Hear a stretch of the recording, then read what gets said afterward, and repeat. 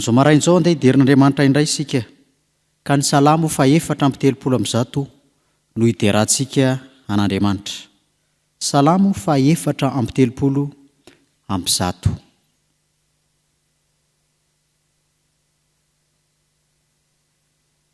Andeha ary hitsangantsika izao, hiderany tompontsika.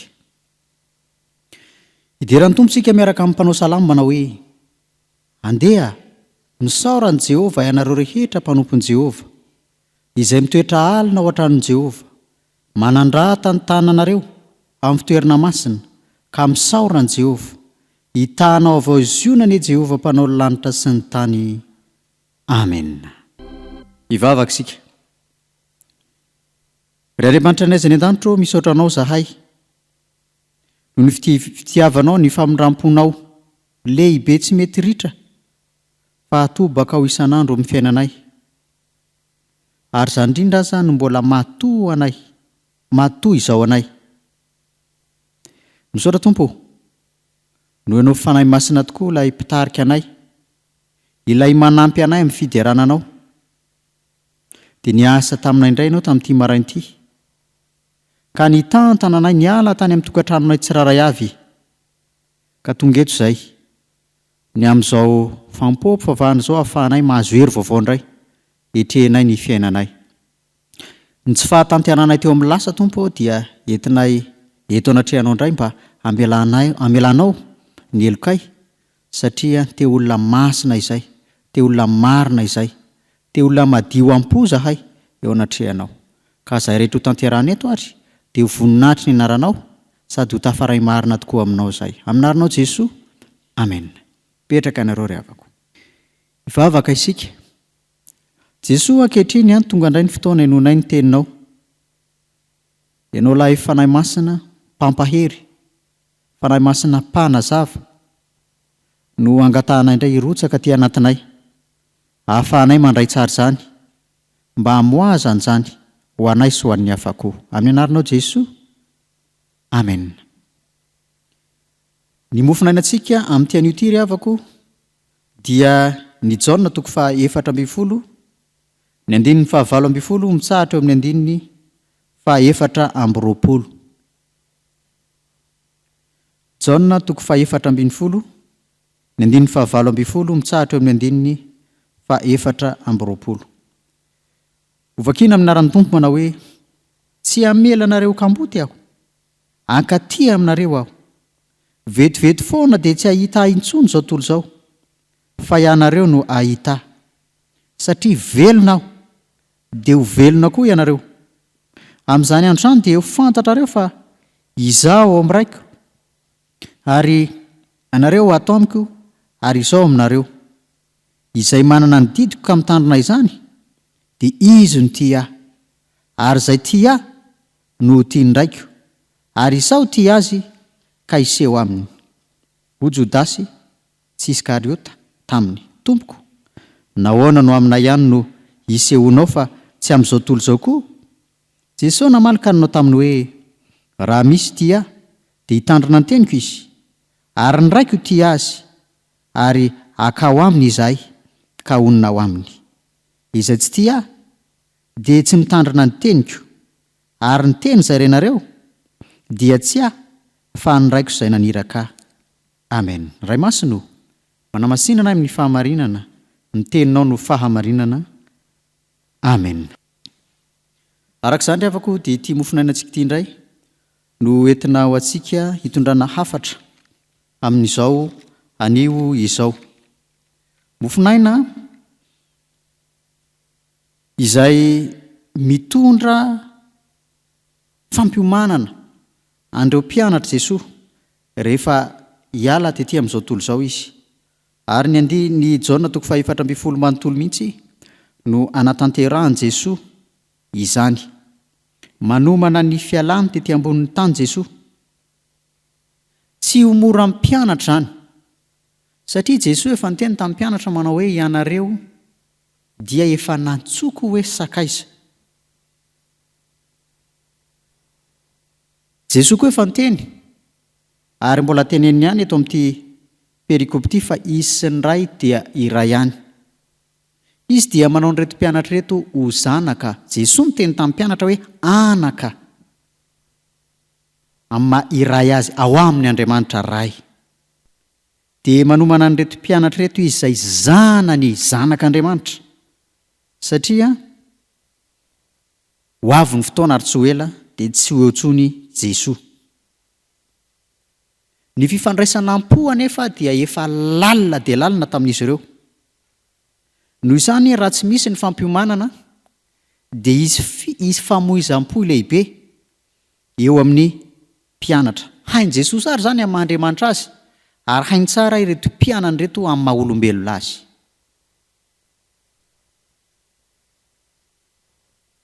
Andao an'ny mpianatra Jesosy. Ary efa nolazainy zany. Rehefa mamaky ny Jaona 7:20 ntsika, dia efa lazainy Jesosy ary amin'ny 7:30, 7:30. Amafisiny koa amin'ny 9:30, izay anontaniany mpianatra azy hoe ho aiza moa ianao? Izany indrindra ry havako no itenenan'i Jesosy eto hoe tsy hamela anareo hokamboty aho, akaty aminareo aho. Ary io no akatsika ny hafatra amin'izao maraina izao. Mipetraka amin'ny Mahandriamanitra ray azy Jesosy. Hitantsika eo amin'ny 9:20 eo. Mipetraka amin'ny Mahandriamanitra ray azy Jesosy. Le Andriamanitra ray lazainy eto dia le fifandraisana amin'ny zanaka no tiana resahana amin'izany. Andriamanitra ray. Ilay miteny hoe izaho sy ny ray dia ny ray ihany efa voalaza teo. Mametraka ny mpianatra ho zanaka tiana hiadidiany rainy, hiadidiany ray aman-dreniny. No izany ry havako ny hevitra na ny dika omenany hoe tsy hamela eto dia toy ny hoe tsy hamotsitra anareo aho. Toy ny zavatra fikirina mafy eo an-tanana izany, arovana mafy eo am-pelantanan'Andriamanitra. No izany hoe tsy hamelanareo kamboty aho dia Andriamanitra mitantana, Andriamanitra mihazona, Andriamanitra miaro antsika mpianany eo an-tanany. Tsy havela no lasan'ny hafa, tsy havela ny anjenjenrery any na irenireny, fa eo am-pelantanany. Fa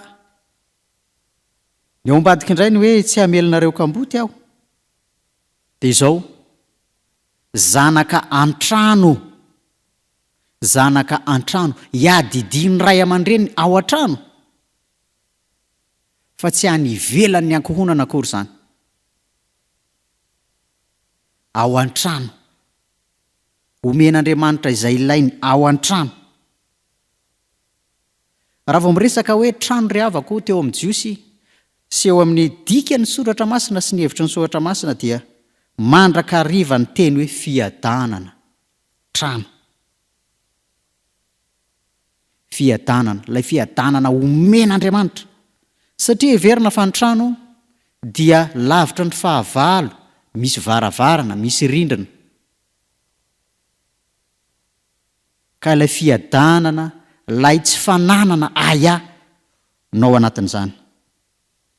Fa raha vao miresaka koa hoe trano eto anankiray zany, olona anankiray, fianakaviana iray, ankohonana ray ny ao, dia ireto mpianatra reto rehefa lasa Jesosy dia tsy hifaritaka, tsy hipatitaka, tsy ho aiza fa mbola hivondrona izy ireo. Iray saina, iray fo, iray fanahy, iray vatsy, iray aina ho isika malagasy zay. Ary tsaroantsika tokoa fa rehefa lasa Jesosy, rehefa niakatra tany an-danitra aza Jesosy, dia nivondrona tamin'ny toerana anankiray ny mpianatra izay tantarainy ny asan'ny apôstôly. Ary zavatra iray ihany nananan'izy ireo, izay rehetra nanana dia niombonana avokoa. Io le voalazan'i Jesosy hoe tsy hamelanareo kamboty aho, izany hoe monina amin'ny toerana anankiray, zanaka an-trano anankiray. Mba hatanteraka izany ary havako, dia indro Jesosy mampanantena ny mpianany, fa tsy ho irery izy ireo. Tsy ho irery izy ireo, na dia tsy ho eo intsony aza ilay Jesosy anofo, fa ilay Jesosy Andriamanitra any an-danitra kosa dia mampanantena eo fa hoe akaty aminareo aho. Roa ny dikan'izany ry havako, akaty aminareo aho. Ny hoe akaty aminareo aho dia tsarotsika tsara fa rehefa nitsangana tamin'ny maty Jesoa dia tsy tonga dia niakatra tany an-danitra izy fa mbola nampanantena ny mpianany iona amin'izy ireo any Galilia. Izay ny voalazan'i Jesoa, izany hoe filazana mialoha io fa mbola iona aminareo aho rehefa mitsangana amin'ny maty. Dia niona tamin'ny mpianatra tokoa izy rehefa nitsangana tamin'ny maty. Ary le fampiomanana eto izany dia mbola tonga Jesoa dia mbola nampiomana azy indray mpandeha indray, satria amin'ny ora teo vao misy ny fanirahan'i Jesoa ny mpianany hanatanteraka ny fitoriana ny filazantsara. Noho izany dia nampahery amin'ny mpianatra tokoa izany tenin'i Jesoa izany hoe tsy hamelinareo kamboty aho, akaty aminareo aho. Io koa no milaza fa ny fandresen'i Jesoa ny fahafatesana dia asehon'ny mpianany, asehon'ny mpianatra satria hery lehibe ho an'ny mpianatra izany fandreseny ny fahafatesana izany. Mba hahafahan'ny mpianatra manana fanantenana ao anatiny koa. Fa izy ireo rehefa tratra ny fahafatesana dia ny nofo ihany no tratra ny fahafatesana toy ny Jesoa nofo tratra ny fahafatesana teo. Fa ny fanahy kosa dia ao amin'ny tompo mandrakarivo izany. Fa faharoa koa ry havako ny akaty aminareo dia milaza fa ho avy ny fanahy masina. Ho avy ny fanahy masina amin'ny hery be hitoetra sy onona ao amin'ny mpianatra. Ny fanahy masina moa ilay antsoina hoe rivotra Andriamanitra toy ny rivotra tsy hita maso nefa mihetsika sy miasa ao anatin'ny olona. Manainga ny olona hiasa, manainga ny olona heritreritra, hisaina, handinika. Izany ny fanahy masina. Ny fanahy masina rehefa tonga tamin'ny mpianatra tamin'ny andron'ny Pentekosta dia niendrika lela afo izy avy any an-danitra tonga teo amin'ny mpianatra. Ny hoe miendrika lela moa dia hoe fanahy masina mampiteny, fa ny fanahy masina tsy mahatonga ny olona homona eo anatrehan'ny filazantsara, fa mampiteny ny olona amin'ny filazantsara. Ary izay rehetra olazain'ny mpianatra ny dikan'ny fanahy masina tamin'io dia hoe ny tompo no hanome izay olazainy.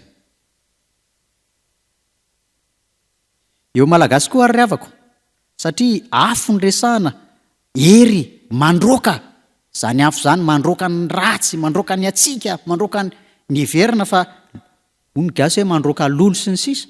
Rehefa tratra amin'ny fahafatesana, rehefa misy fahafatesana, rehefa avy mandevina ny olona na rehefa avy mamangy faty, ny amintsika malagasy dia rehefa hiditra ny trano dia mandika afo. Io ny heverina fa mandroaka ny lolo, mandroaka ny zavatra ratsy rehetra izay mifandringodringotra tamin'ilay fahafatesana tany. Fa rehefa manana ny fanahy masina ao anatiny ny olona ilay nomeny Jesoa, nampanantenainy Jesoa ho an'ny mpianatra, ilay fanahy masina lela afo dia izany no mandroaka ny ratsy rehetra, manala ny ratsy rehetra, miaro ny mpino amin'ny ratsy rehetra. Fa tsy mbola rehefa avy mandevona ianao dia mbola mandika afo eo amin'ny varavaranao ihany. Fa toy ny mbola tsy manana ny fanahy masina ianao raha izany. Fa rehefa ao aminao ny fanahy masina dia miala avy hatrany ny karazana ratsy rehetra izay manelingelina anao. Raha avako malala ao amin'ny tompo,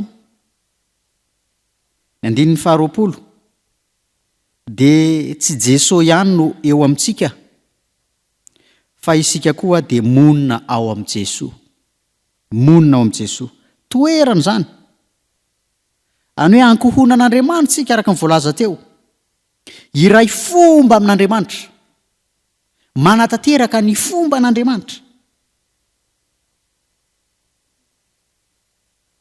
Aiza moa tena afantarina izany ry havako fa ny famakiantsika ny tenin'Andriamanitra, ny fiainantsika ny tenin'Andriamanitra, ny fivavahana amin'Andriamanitra no ahafantarantsika io fomba an'Andriamanitra io.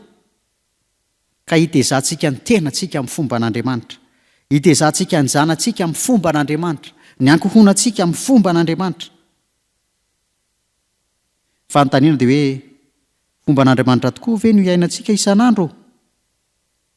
sao mbola hoe mamy ny atsirefiny aroa dia indraindray adinodino io fomba n'Andriamanitra io amin'ny fitezan-tena sy ny fitezana ny ankohonana ny hafa eo amin'ny fiainantsika.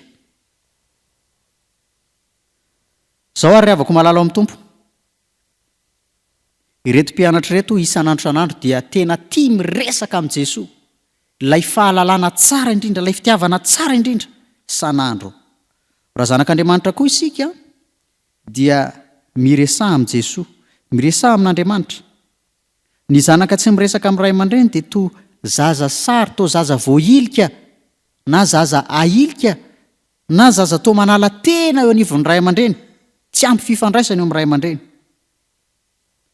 Fa toan'i Jesosy ny mpianatra izay mifankazatra, mifampiaino, mifampizara.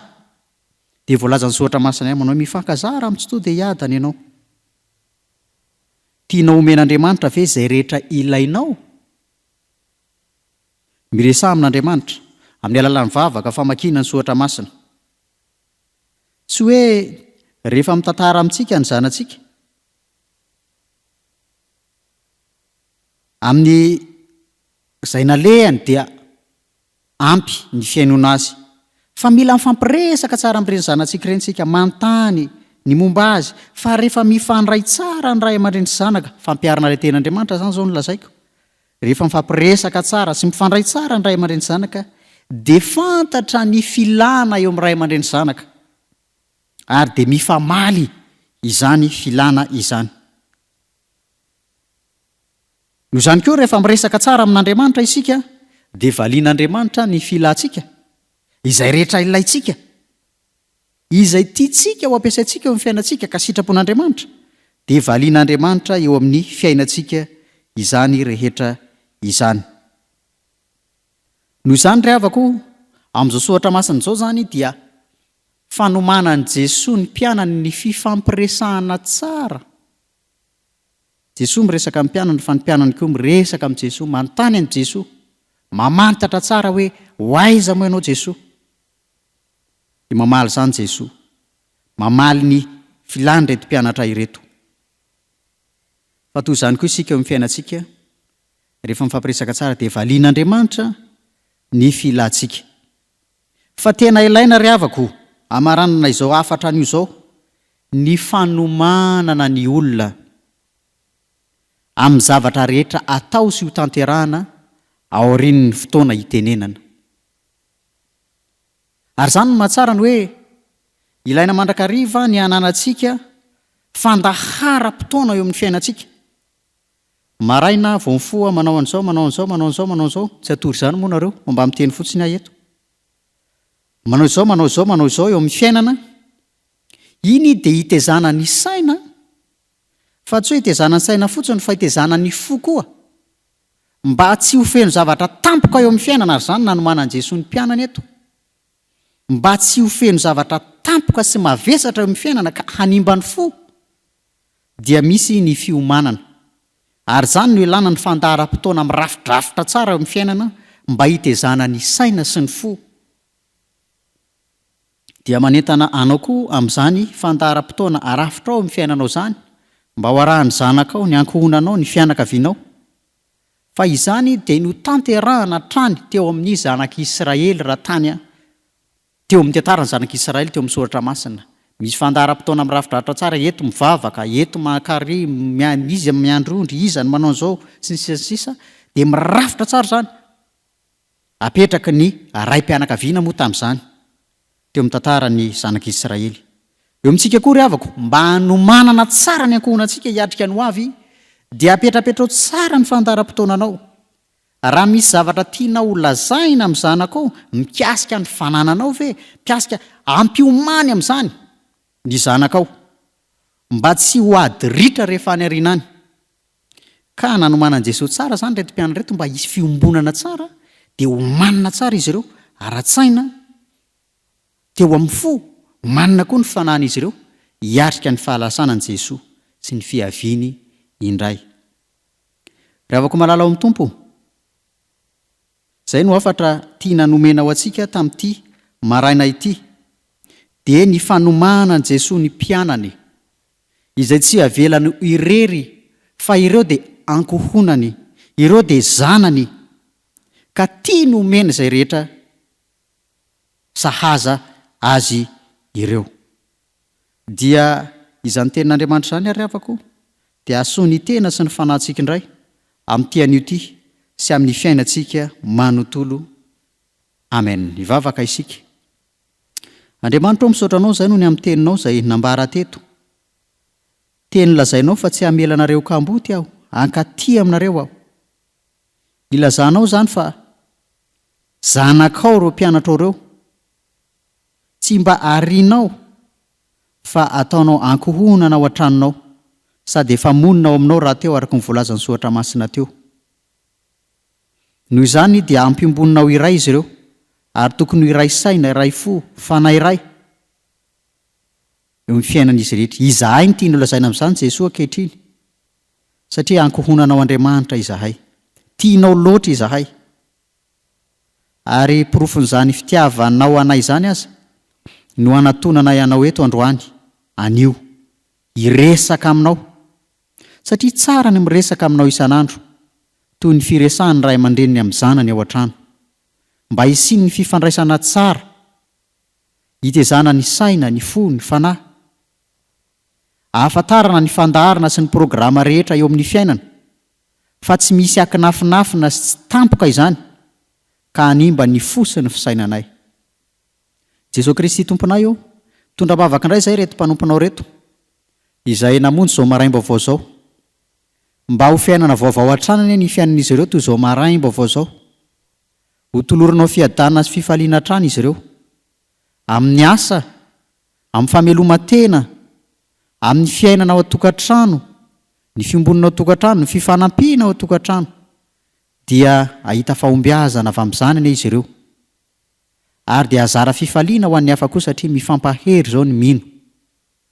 Ny Tompoandriamanitra eo, tsy ny anio ihany, fa ny ampitso sy ny ho avy rehetra n'izy ireo apetraka eo am-pelantananao, izay atao sy kasaina re, dia enao fanamasina no hiaraka amin'izy ireo hatrany. Izay rehetra tsy voatononay tamin'ity anio ity indray nefa fantatrao fa mahasoa anay, dia tanterao amin'ny fiainanay izany. Ny vavakay kosa sao atambatra amin'ilay vavaka tsara indrindra nampianarinao ny mpianatra fa izay manao hoe: Renay izay ny an-danitra, ao masina anie ny anaranao, ho tonga anie ny fanjakanao, atao anie ny sitraponao etỳ an-tany tahaka ny any an-danitra. Omeo ananio izay anona saza ao anay, ary mamela ny elokay tahaka ny namelanao izay meloka taminay. Aza mitondra anay amin'ny fakapanahy, manafany amin'ny ratsy, ho anao ny fanjakana sy ny hery ary ny voninahitra mandrakizay. Amen. Raha iso amin'ny finoana sy ny fanantenana indray ry havako ny Tsodrano tononona amin'ny anaran'i Jesosy Kristy tompontsika manao hoe: ary Andriamanitra ny fiadanana izay nitondra ny Jesosy Kristy tompontsika mpiandrondro lehibe hiala amin'ny maty, mitondra ny rano fanekena mandrakizay, izy any hatanteraka anareo amin'ny tsara rehetra, anao ny sitrapony, ka hiasa ao anatinareo izay akasitrahana eo imasony amin'ny alalan'i Jesosy Kristy. Amen. Hipetraka ianareo ry havako, hivavaka mangina isika.